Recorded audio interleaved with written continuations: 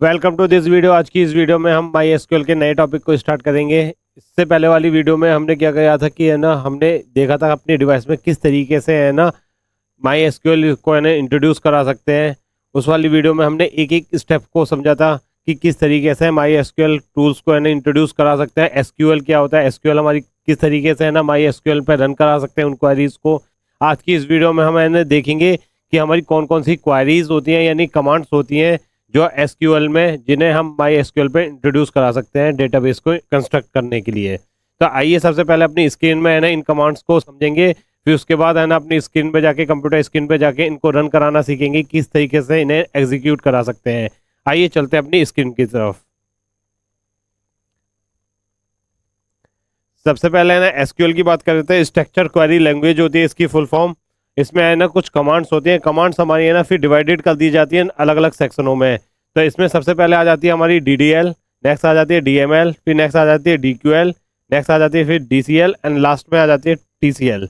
ये हमारी है ना अलग अलग सेक्शंस हैं कमांड्स के, और उसी इन्हीं सेक्शनों में आपके अलग अलग है ना कमांड्स आ जाती हैं। जैसे कि आप आ जाता है create, drop, alter, truncate and rename. ये आपकी कौन सी होगी? DDL हो गई। DDL मतलब क्या हो गया? Data define language. इसी तरीके से नेक्स्ट आ जाती है डेटा मैनिपुलेशन लैंग्वेज। इसी तरीके से आती है डेटा क्वेरी लैंग्वेज। इस तरीके से एक एक करके हम है ना सारी इन लैंग्वेज को है ना देखेंगे। आज की इस वीडियो में हमें है ना देखना है DDL को।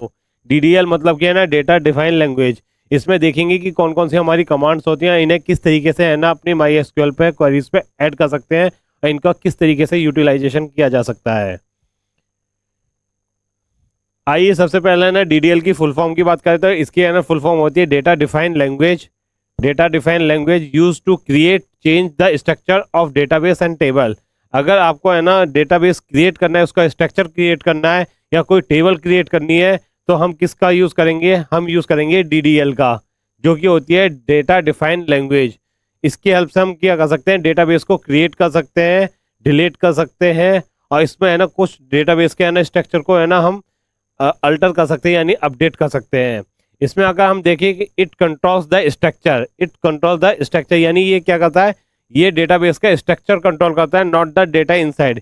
यानी उसके अंदर जो डेटा होता है उसको हम कंट्रोल नहीं कर सकते। इसके थ्रू हम है ना डेटाबेस के स्ट्रक्चर को है ना कंट्रोल कर सकते हैं। इसमें अब बात कर लेते हैं कौन कौन सी कमांड्स आ जाती हैं। तो इसकी जो मेन कमांड्स हैं वो एक आती है क्रिएट। अगर आपको डेटाबेस क्रिएट करना है तो हम है ना किसका यूज करेंगे? हम क्रिएट का यूज करेंगे। उसके बाद अगर हमें कोई टेबल इंट्रोड्यूस करानी है तो भी हम किसका यूज करेंगे? क्रिएट कमांड्स का यूज करेंगे। नेक्स्ट आ जाती है अल्टर। अल्टर यानी हमें है ना कोई मॉडिफिकेशन करना है स्ट्रक्चर में, यानी कोई कॉलम ऐड करना है, तो हम उस केस में है ना अल्टर का यूज करते हैं।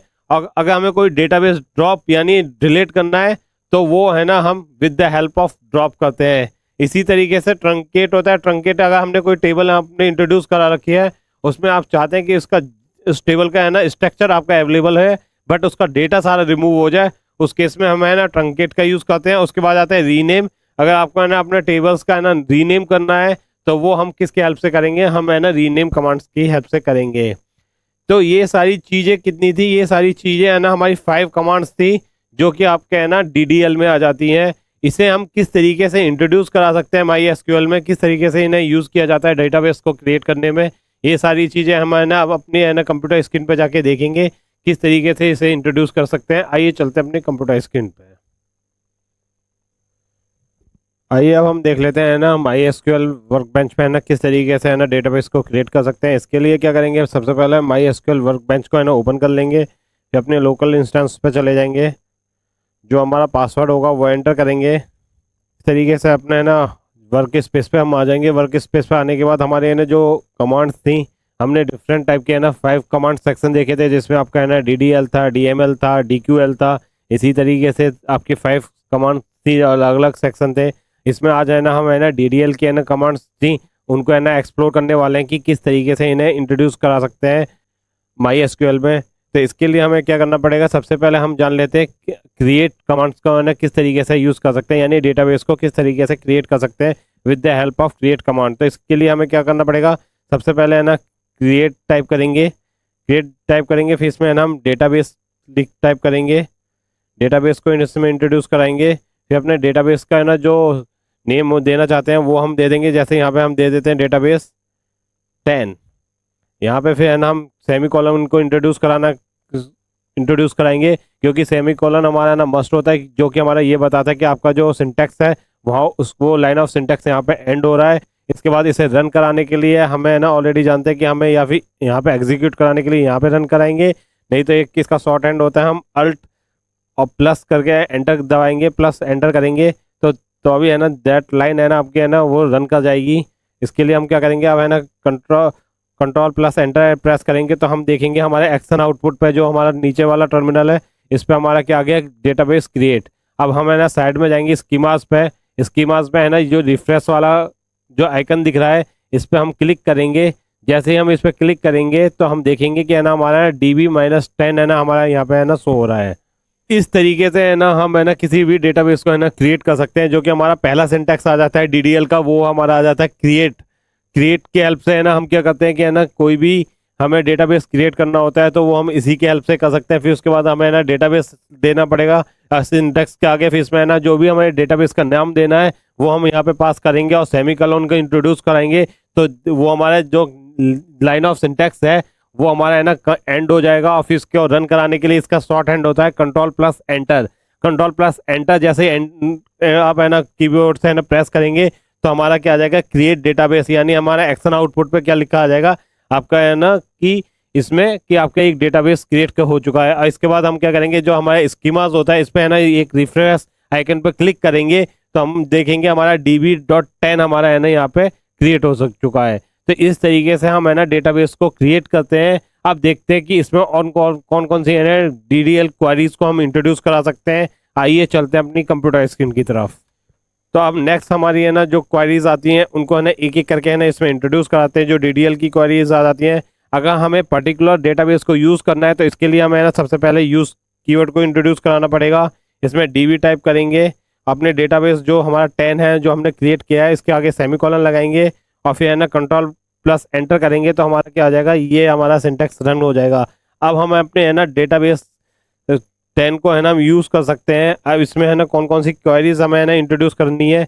जैसे अगर हमें इसमें टेबल क्रिएट करनी हो तो उसके लिए हम क्या करेंगे, सबसे पहले क्रिएट कीवर्ड को इंट्रोड्यूस कराएंगे, फिर हम है ना टेबल टाइप करेंगे, टेबल इंट्रोड्यूस कराएंगे, फिर हमने जो भी टेबल का नाम पास करना है वो टेबल इसमें टाइप करेंगे। स्टूडेंट नाम की एक टेबल क्रिएट कर लेते हैं, फिर पैरेंथेसिस लगाते हैं। पैरेंथेसिस में है ना जो हमें है ना हेडर्स देने हैं, यानी जो भी हमें है ना इसमें टेबल्स में है ना हेडर्स देने हैं तो उनको पास करेंगे। तो उसके लिए हम क्या करेंगे, पहले आईडी देंगे, हेडर का नाम देंगे, उसके बाद हमें है ना डेटा टाइप्स इसका डिफाइन करना पड़ेगा।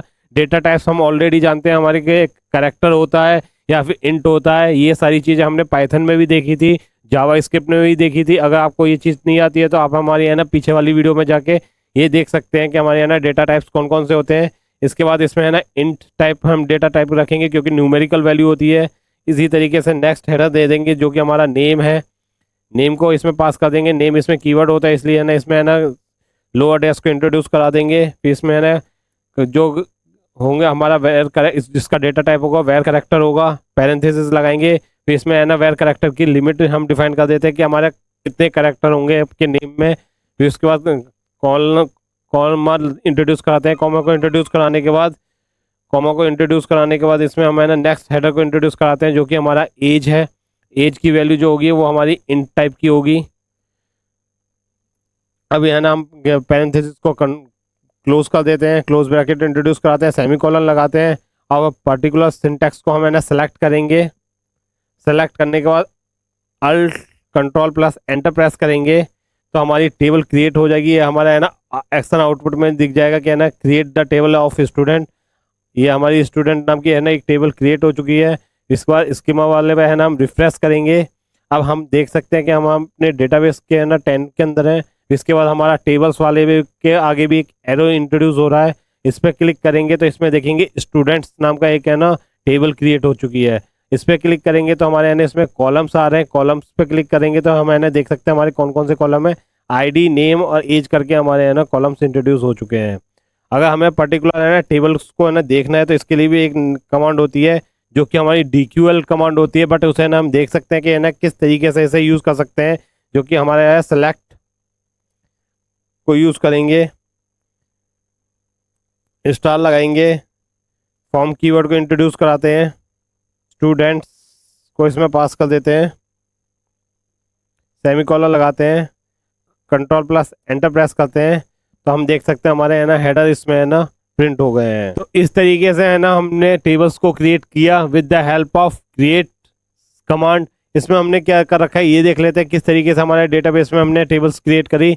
इसके लिए हमने क्या कर रखा है, सबसे पहले हमने यूज स्टेटमेंट को यूज करवाया था। इसमें है ना पर्टिकुलर हमने डेटाबेस में हमें टेबल क्रिएट करनी है तो हमने यूज का यूज किया। फिर उसके बाद हमने है ना क्रिएट जो कि हमारा सिंटैक्स है, क्रिएट टेबल को हमने है ना इंट्रोड्यूस कराया, फिर अपने टेबल का नाम पास किया जो कि हमारा स्टूडेंट्स है। फिर हमने इसमें पैरेंथेसिस लगाए, पैरेंथेसिस लगाने के बाद इसमें हमने जो भी हेडर्स देने हैं पर्टिकुलर कॉलम्स के वो हमने इंट्रोड्यूस कराए जो कि हमारा है आईडी। आईडी हमने है ना हेडर्स का नाम दिया। उसके बाद हमें ना इसका डेटा टाइप्स बताना पड़ेगा। डेटा टाइप्स हम ऑलरेडी जानते हैं, जो भी हमारे है ना पाइथन में हो या जावास्क्रिप्ट हो, अलग अलग लैंग्वेज में वो हमारी जैसे इंट है, जो न्यूमेरिकल वैल्यू होती है वो हमारी इंट होती है, और जो हमारे कैरेक्टर होते हैं वो हमारे डेटा टाइप्स यानी स्ट्रिंग फॉर्म में होते हैं, जो टेक्स्ट फॉर्म में होते हैं। तो इस तरीके से जो आईडी है, आईडी हमारी न्यूमेरिकल वैल्यू होती है, इसलिए हमने इसे डेटा टाइप्स दिया इंट। फिर इसका कॉमा लगा के बाद नेक्स्ट हमने डेटा टाइप्स दिया यानी नेक्स्ट हेडर को इंट्रोड्यूस कराया जो कि होता है नेम। नेम हमारा है ना टेक्स्ट फॉर्म में होता है, तो इसका डेटा टाइप्स क्या होगा, वेर करेक्टर होगा। और इसमें हमने है ना इसकी लिमिट दे दी, यानी पैरेंथेसिस में हमने दे दिया कि जो करेक्टर की लिमिट होगी वो 50 होगी। इसी तरीके से नेक्स्ट हेडर को हमने इंट्रोड्यूस कराया जो कि एज, एज की वैल्यू क्या होगी, वो न्यूमेरिकल होगी, तो इसका डेटा टाइप क्या होगा, इंट हो गया।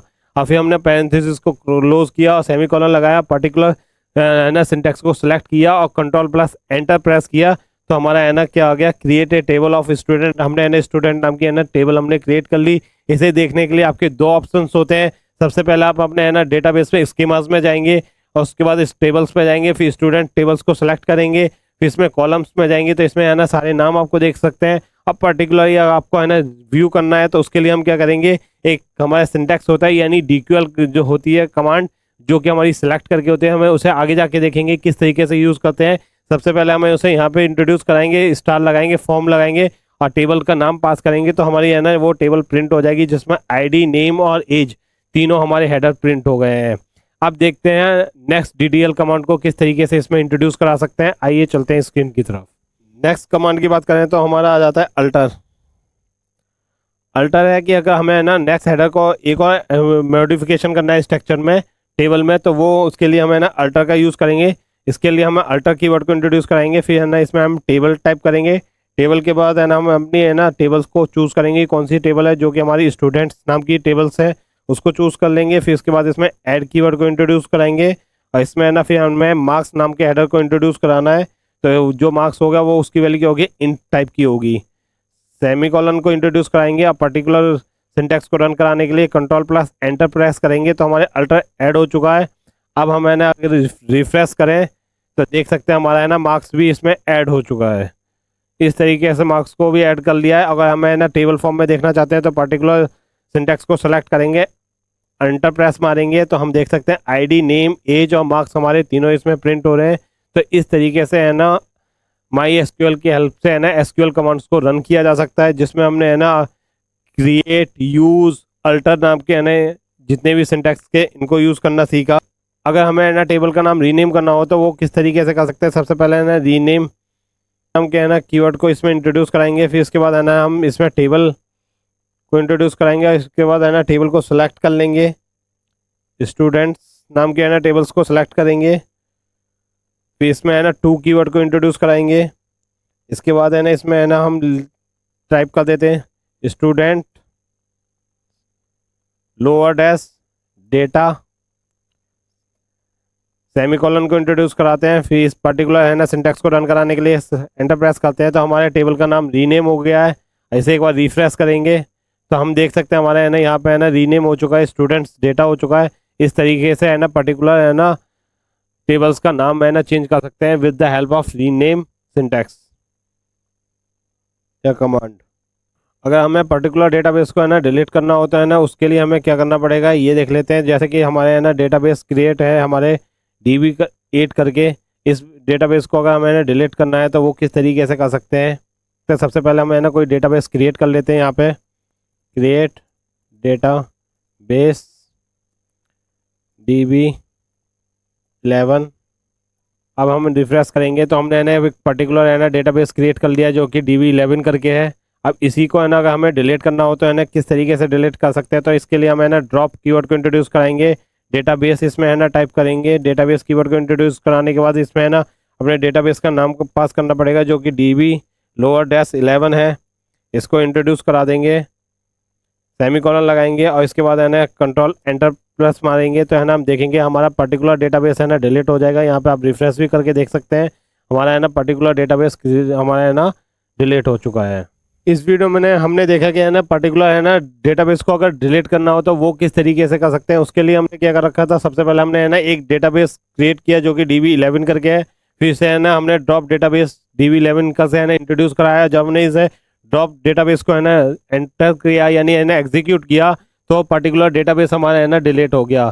तो इस तरीके से हमने है ना डेटाबेस को क्रिएट करना या डिलीट करना या टेबल को किस तरीके से डेटाबेस में क्रिएट करते हैं और किस तरीके से इसमें हेडर्स यानी है ना आपके ना हेडर्स को इंट्रोड्यूस करा सकते हैं या हेडर्स का अपडेशन कर सकते हैं, ये सारी आज की इस वीडियो में हमने देखा। अगर आपको वीडियो पसंद आई हो तो चैनल को सब्सक्राइब और वीडियो को लाइक कीजिए। Thank you.